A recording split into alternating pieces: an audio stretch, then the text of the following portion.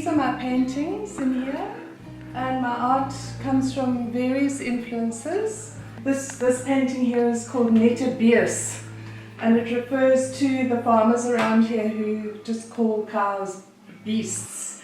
And it's actually what's going on inside a kitchen, and it's kind of like the slaughter of a cow, while the happy cows outside that are grazing and oblivious to what's going on inside a kitchen. These paintings are a new series that I'm doing relating to my place in Africa and Southern Africa as a colonial. Well, this is my mother, and this is a trip that they did to Mozambique. And I like the contrast of the sort of colonials who are all there discussing their boxes and the Mozambicans who are waiting to get a job. And so it's called Negotiating the Load.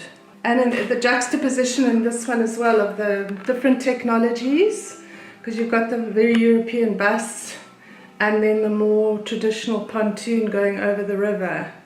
Boris Minor being taken across the river.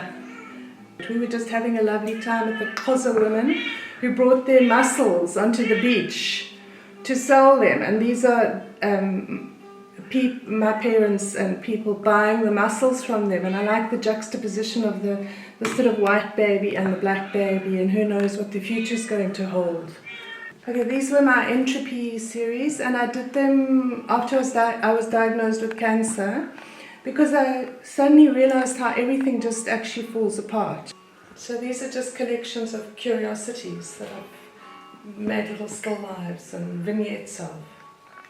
What was going on between these animals and this red curtain, and it was just a fun, whimsical piece. This is influenced by Braque, and it's a still life I set up with sort of African, it's also got that slightly African feel with the African bowl, and it's stylized. When we first moved to the farm, I did lots of horses, and so this is a remnant of a horse and rider series of a Mozambican man who was actually burnt in Johannesburg.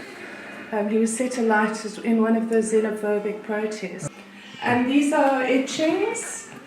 Some of them are from the Overberg and some of them are the Scottish trip, but the landscape is so similar to me that, so these are done in the traditional etching with copper plates. So then what I do with some of them is, after I've done a black and white print, I hand color them with inks or pastels or crayon, whatever will work.